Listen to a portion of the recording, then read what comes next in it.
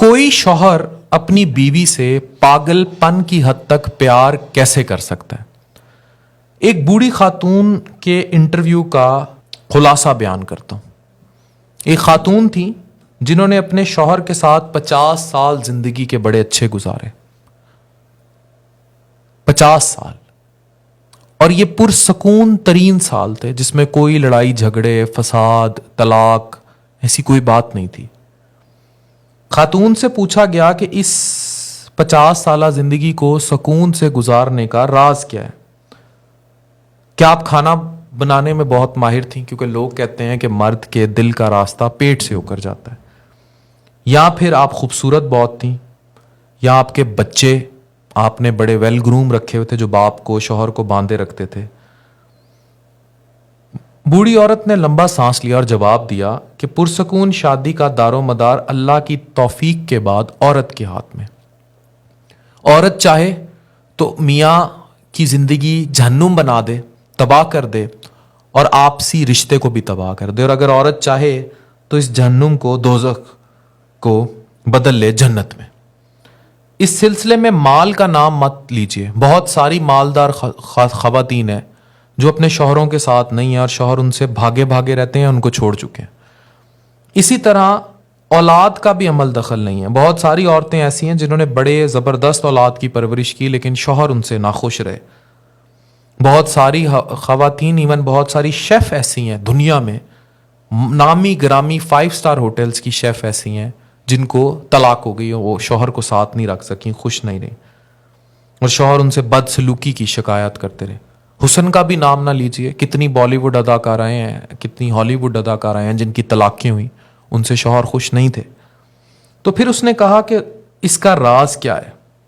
उसने धीमा सांस लिया और उसने कहा इसका राज है मोमेंट, लम्हा। वो लम्हा जो हर वक्त उस औरत के हाथ में होता है। इंटरव्यूअर परेशान हो गया। उसने कहा वो लम्हा कैसा और कौन सा लम्हा कि जब सब उसके हाथ में होता है।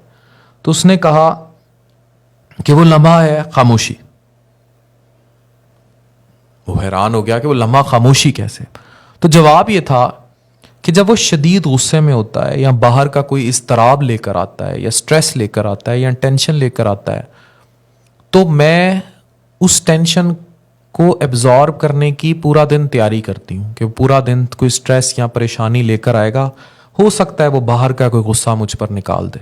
इखलाकी तौर पर एक गलत बात है, इसको मैं इनकरेज नहीं करता ज़ाती तौर पर, लेकिन वो कहती जब वो गुस्से में होता है, वो बोल लेता है, तो मैं खामोश हो जाती हूँ। बहुत सारी खवातीन के लिए ये हकूक़ की आवाज़ उठाने की बात बुलंद कर देगा, लेकिन सुकून से ज़िंदगी गुजारने वाली गैर तलाक याफ्ता खातून का तजर्बा यही कहता है कि वो उस गुस्से को बर्दाश्त करती थी और उस गुस्से पर उसको ठंडा होने का मौका देती थी।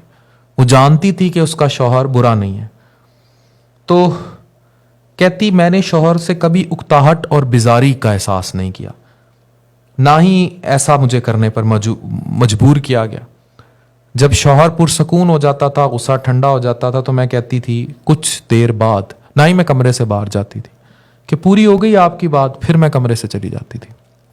थोड़ी देर बाद मैं उस कमरे से निकलने के बाद अपने कामों में मसरूफ़ हो जाती थी, और उसके लिए कुछ देर बाद ठंडे गिलास का पानी लेकर आती थी, या कोई चाय या कोई कुछ भी, और फिर मैं आराम से देखती थी कि वो शर्मिंदा होता था। अपना गुस्सा निकालने के बाद वो सही शर्मसार होता था, वो सही शर्मिंदा होता था, और अक्सर औकात वो मुझसे माजरत कर लेता था। तो उसके गुस्से का वो अज़दहा जो हमारे रिश्ते को निगल सकता था, वो अज़दहा टेम होता था। मैंने अपने शौहर के गुस्से और उसके बाहर कमाई के स्ट्रेस को पालने का हुनर सीख लिया।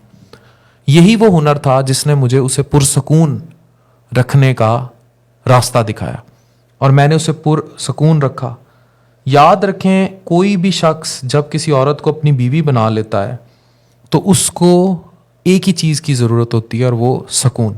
ना दौलत, ना हुस्न, ना ही कुछ और, इवन सेक्स भी नहीं। उसको ज़रूरत सबसे ज़्यादा सुकून में रहने के लिए होती है। तो वो औरतें जो सारा दिन घर में खप खप खिच खिच डाली रखती हैं, they create a real problem. Interview ने सवाल किया कि आपकी इस सब में सेल्फ रिस्पेक्ट कहाँ गई?